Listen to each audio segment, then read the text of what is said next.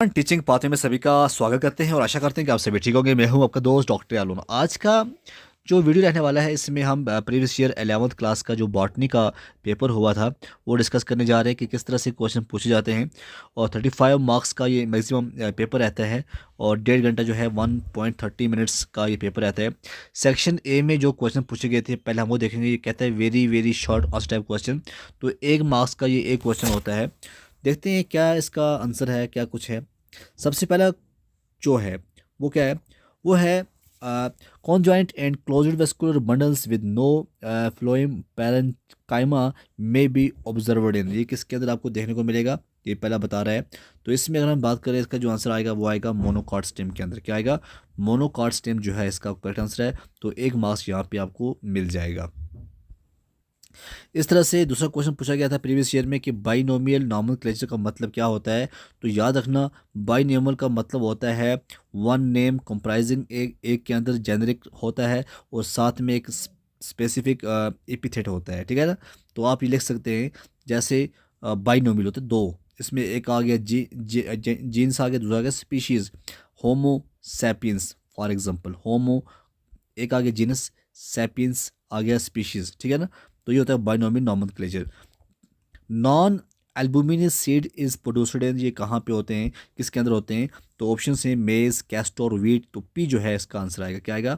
P जो है इसका सही आंसर आएगा। ठीक है ना। The largest herbarium in India is located in, सबसे बड़ा जो हर्बेरियम है इंडिया के अंदर वो कहाँ पे है? वो है Indian botanical garden सिपुर Howrah. Howrah के अंदर जो है आपको देखने को मिलेगा। The net gain of ATP during glycolysis, glycolysis के अंदर कितना होता है? तो इसका आंसर आएगा net gain of ATP during, तो ये इसका आंसर आएगा 2। ठीक है। इस तरह से आएगा वेरी शॉर्ट और टाइप क्वेश्चन का आंसर क्या है? यहाँ पे 20 से 30 वर्ड्स का लिखना है। डिफाइन वायरसेस, व्हाट आर वीरोइड्स, क्या होते हैं? तो वायरसेस जो होते हैं ये माइक्रोस्कोपिक इन्फेक्टिव एजेंट होते हैं जो डीएनए और आरएनए के बने होते हैं by a protein code. They can only replicate inside living cells. और जो विराइड्स होते हैं ये स्मॉल इन्फेक्टिव एजेंट होते हैं जो कि single strand of RNA without a protein code. फिर था write general characteristic of roots के आपको कैरेक्टर बताने हैं। जैसे आप लिखोगे roots anchor the plant in the soil. दूसरा आप लिखोगे they absorb water and minerals from the soil. जैसे आप लिखोगे they store food in some plants, example जैसे कैरोट है, रेडिश है। इस तरह से है write distinct character of fungi के डिस्टिंक्ट कैरेक्टर क्या क्या हैं आप लिख सकते हैं। फंजे जो है आर यूकैरियोटिक होता है, हेटेरोट्रॉपिक होता है। Their cell wall is made up of chitin. They reproduce via spores. They can be saprophytic, parasitic, symbiotic, जैसे माइकोरेजिया है। ठीक है। Give to difference between vascular bundles of monocot in dicot stem. तो simple है, vascular bundle का आप लिखोगे कि इसके अंदर मोनोकॉट स्टेम स्कैटर्ड होती है और डाइकॉट के अंदर अरेंज्ड इन रिंग, रिंग के अंदर होती है। तो इसमें अगर हम बात करें जो कैबियम प्रेजेंस होता है, कैबियम एब्सेंट होता है वेस्कुलर के अंदर और प्रेजेंट होता है, ओपन होता है बंडल्स में। ठीक है। इस तरह से name 3 basic tissue system in the flowering plant, कौन कौन से आप लिखोगे? डर्मल टिश्यू लिखोगे आप, डीटीएस ये एपिडर्मस होता है। Ground tissue system parenchyma, collenchyma, सेरेन्काइमा।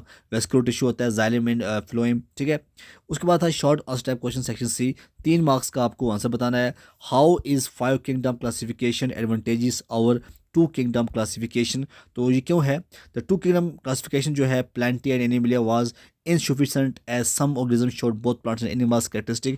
5 kingdom classification जो है जो विटेकर ने दी थी 1969 में, इसने डिवाइड किया था ऑर्गेनिज्म को into monera, protista, fungi, plantae and animalia. तो ये considering cell type, body organisation and nutrition. तो दिस क्लासिफिकेशन जो है ये प्रोवाइड करती है better understanding of evolutionary relationship. Why bryophyta are called amphibians of plant kingdom, क्यों है बताइएगा? क्योंकि ये ब्रायोफाइट्स हम कहते हैं मॉसेस को, लेवर वॉट्स को, require water for reproduction. Their sperm cells जिसे हम एंथ्रोजॉइड्स कहते हैं swim through water to reach the egg. They can survive on land but can not complete their life cycle without water. Explain 2-3 lines each of the following. Differentiation, dedifferentiation, redifferentiation. Differentiation क्या होता है? Process where meristematic cell develop into specialised cells. उसके बाद dedifferentiation क्या होता है? Process where mature cells regain the ability to divide and form new tissue. Redifferentiation क्या होता है? Process where dedifferentiated cells become specialised again, formation of vascular tissue. उसके बाद है question number 14, give an account of distinguish feature of family solanaceae. तो इसके बारे में अगर आप बताओगे, जैसे इसका जो वेजिटेटिव कैरेक्टर होता है, मोस्टली हर्ब्स श्रब्स और स्मॉल ट्रीज आते हैं। लीव्स जो होते हैं वो अल्टरनेट इन एक्सटिपुलेट होते हैं। फ्लोरल कैरेक्टर की बात करें, फ्लावर्स आर बाइसेक्चुअल होते हैं, एक्टिनोमॉर्फिक होता है। इन्फ्लोरेसेंस की बात करें, सोल्टरी और सैमोज होते हैं। तो ब्रीफली क्या है इसकी condition necessary for growth, briefly describe condition necessary for growth के लिए कौन कौन सी कंडीशन होनी चाहिए। सबसे पहली बात होती है न्यूट्रेंट होना चाहिए, दूसरा वाटर होना चाहिए, तीसरा टेम्परेचर होना चाहिए, चौथा लाइट, पांचवा हार्मोन, काम खत्म। सेक्शन डी में long answer type question to be answered 150 to 200 words. तो ये क्या कुछ पूछा गया था, देखते हैं। What are the important events and and products of light reaction, बताओ क्या क्या इवेंट्स होते हैं। देखो इसमें आपको फोटोलिसिस ऑफ वाटर जो है वो पढ़ना चाहिए आपको, और पीएस सेकंड क्या होता है, फोटो सिस्टम सेकंड क्या है, ईटीसी का क्या रोल है प्लीज़ ये लिखिएगा, और पी क्यू का क्या रोल होता है, जैसे प्लस टू क्यूनिन है, प्लस टू सैनिन, पीसी जो है इसका क्या रोल है, और एटीपी एंड एनएडीपीएच के बारे में आपको पता होना चाहिए। एंड प्रोडक्ट जैसे ऑक्सीजन है, एटीपी एनएडीएच है, तो ये आपको पता होना चाहिए। डिस्क्राइब कीमियोस्मोटिक प्रोडक्शन ऑफ एटीपी, ठीक है। एटीपी के बारे में आप लिख सकते हो कि सबसे पहले इसको प्रपोज किसने किया था, पीटर मिचेल ने किया था 1961 में। उसके बाद लिखो आप, ये एक्सप्लेन करती है ATP formation in chloroplast and mitochondria. पहले स्टेप में लिखोगे आप, देखो स्टेप में क्या लिखना है आपको, पहले लिखना है आपको प्रोटॉन ग्रेडियंट फॉर्मेशन क्या होता है, उसमें आपको लिखना है प्रोटॉन एक्यूमुलेशन क्या होता है, फिर आपको लिखना है एटीपी का सिंथेज एक्टिवेशन किस तरह होता है, फिर है एटीपी का फॉर्मेशन किस तरह से होता है। तो इस तरह से आपको थोड़ा मैंने गाइड किया। तो ये था प्रीवियस ईयर का बॉटनी का पेपर।